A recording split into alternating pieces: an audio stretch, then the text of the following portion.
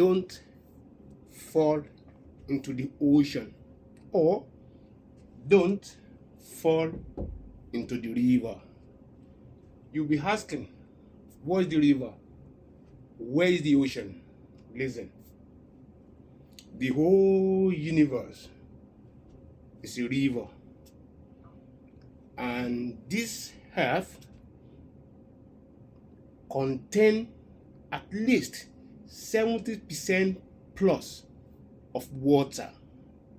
And on top of that, your thought, that means way of your thinking, is like a river. And when I say don't fall into the ocean or don't fall into the river, I'm trying to illustrate it in a way that don't fall into your thinking. Don't drown in your thinking. Do you know why? Falling into your thinking could take your life journey longer. You might be saying, when I say don't fall into the river, or when I say don't fall into the ocean, some of you as a good swimmer, I say, oh, I'm born in a riverside area. I'm a good swimmer. Yes, we agree with that. When you fall into the river, if you're a good swimmer, good for you. But it will take certain time before you could swim, gather yourself together, and get back to the riverside. That's time consumption. When you get to the riverside, remember you fell into the river, you automatically get wet.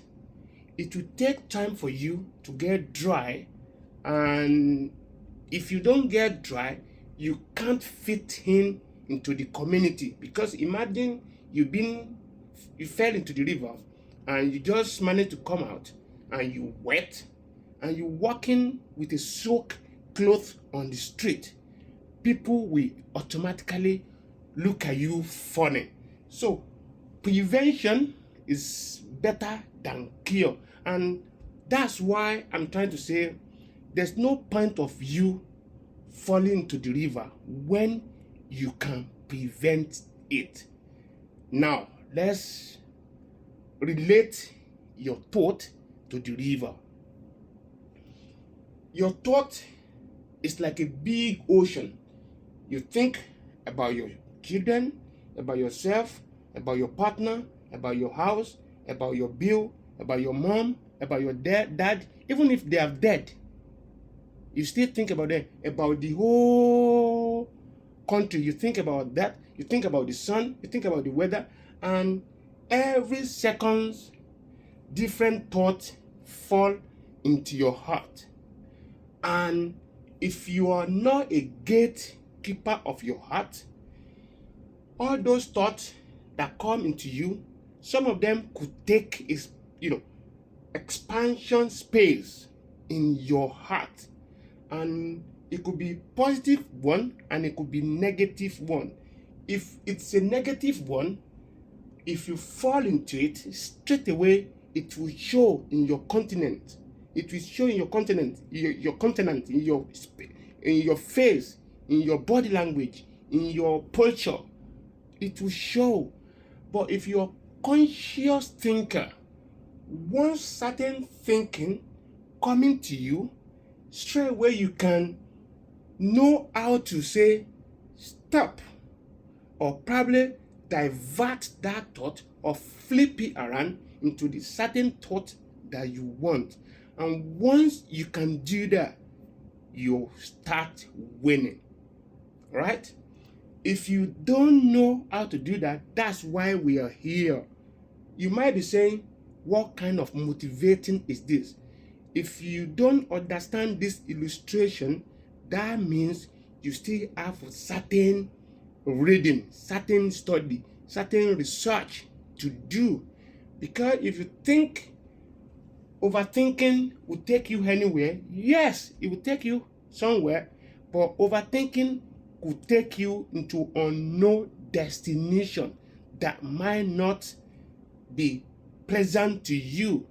But if you are in charge of your thought, that means you are aware of power of knowing, not the fear of unknown. I repeat that. If you're a conscious thinker, that shows and means that you know the power of knowing, and you're no more a victim of fear of unknown.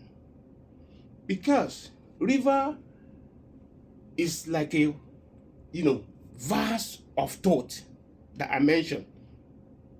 Thought about yourself, about your house, about your working place, about your friend, about your bill, about your children, about your ex, about your present, about your past, about your future.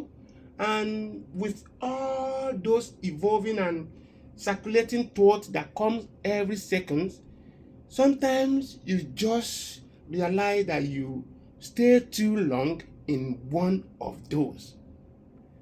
And if you stay too long in one of those that's not doing you any favor, you realize that your face, your body language won't be the nice one.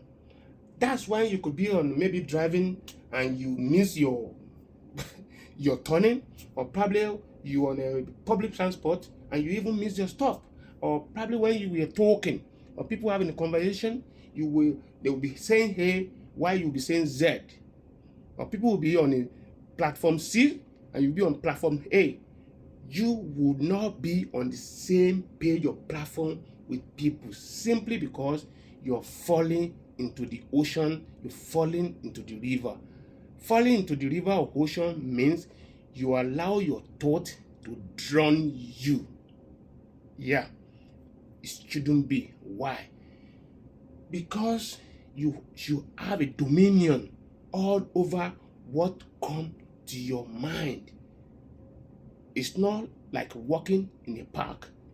It takes research, it takes study, it takes discipline, it takes awareness, and it takes evolving.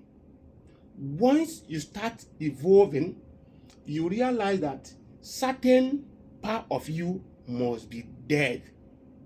If they are not dead, they could drown you. Yes, you must see the funeral of part of yourself. Yeah. How? Funeral care. What kind of funeral? What is this guy talking about? Yes, your part of you must be dead before you can evolve. Yeah, it must. If you don't see part of your habit, your character, your thinking, your posture, your convention dead, certain negative one, that means there's a possibility of you falling into the river. And if you're not a good swimmer, that means you're not a conscious thinker. If you're not a good swimmer, you could drown. That means if you're not a conscious thinker, you could engage in those negativity thinking, and it could expand and take you to unknown desert. But if you're a conscious thinker, but sometimes you still slide or backslide, you can get back into the track. But remember, you must get wet, you must swim out of the river, get into the riverside, get yourself dry again. It takes time. So that's why we say for now, prevention is totally better than cure. And once you can prevent your way of thinking, you can prevent yourself falling into the river. And if you don't fall into the river, your life, your thought, your future, your present will be evolving in front of you. You can see what will happen, you can see what will be good for you, and from there you see yourself evolve and doing great. Doing great is by thinking, is by choice. Being happy is by choice. Don't fall into the river. Be on the ground and grounded well for you to evolve. ire o.